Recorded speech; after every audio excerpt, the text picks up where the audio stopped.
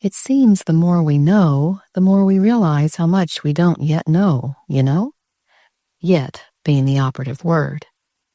Ever since the first humans were deceived by the serpent, Satan, there's been a desire for knowledge, in their case, what was forbidden in the Garden of Eden. Throughout the centuries since, much of life has been spent on the pursuit of even more knowledge, unless one thinks she or he already knows it all. Mind you, there's nothing inherently wrong with useful, appropriate information. It definitely beats the sad alternative, deliberate ignorance being far from bliss. And since it's a well-known concept that we'll be learning throughout eternity, God gives each person a student mentality, beginning in our earthly existence.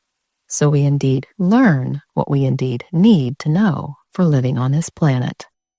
But it's what one does or doesn't do with the acquired knowledge that reveals one's character, either the presence of a loving heart or the evidence of something not so loving lurking inside.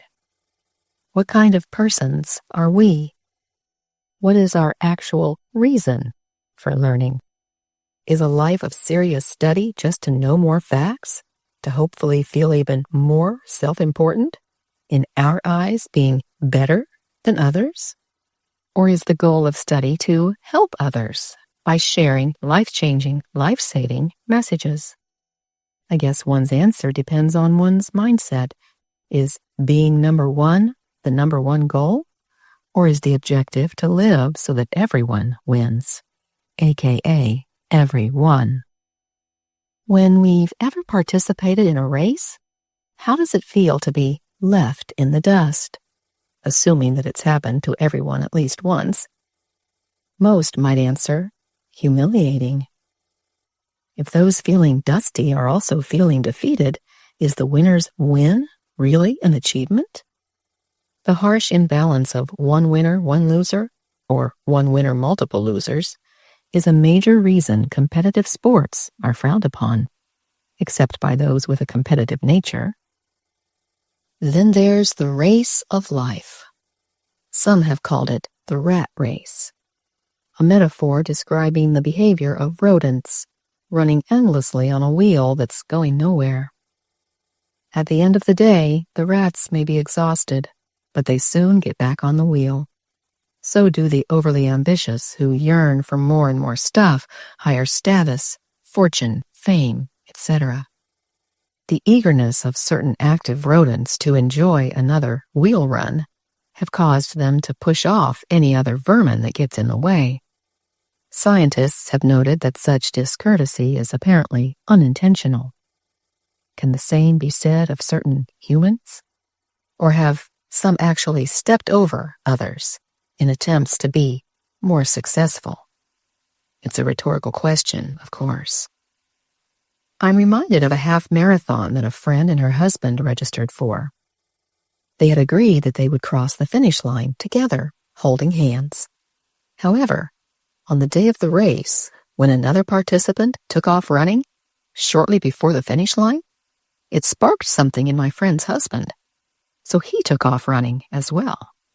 His wife started cheering him on, encouraging him to go, go, go, though realizing that she, and their together till the end agreement, was being left in the dust. With the finish line in view, their initial agreement came to his mind, too. He could have kept running, but he stopped. He turned and ran back to his wife. Her go then turned to no. But when he got to her, he explained that he wanted to cross the finish line with her, like they had planned. So they did, holding hands, raised in rejoice and in relief, for speed walking even a half marathon is no picnic. How lovely was their mutual victory. It was truly a triumph over self.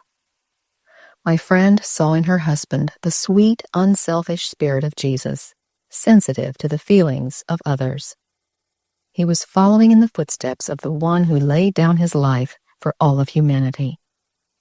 Christ was willing to look like he lost, so that others wouldn't be lost. It's a zealous desire to win at all costs that actually turns winners into losers in the long run.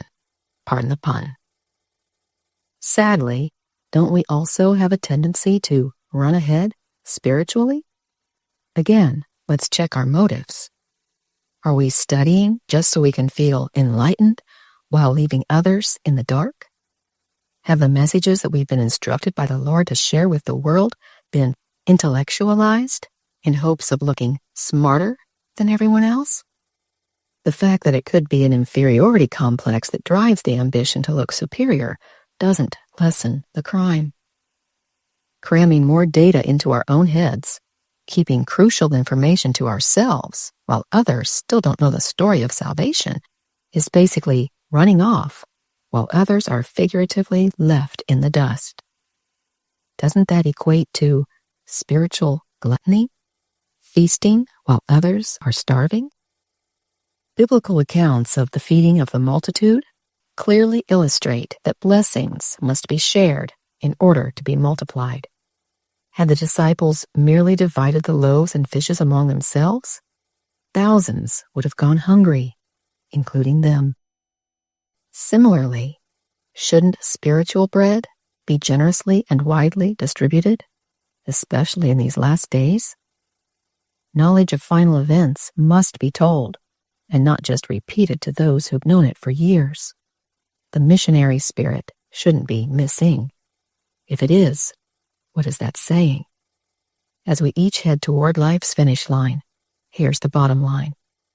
Do we have the kindness and grace that it takes to forego finishing first so that others can finish well?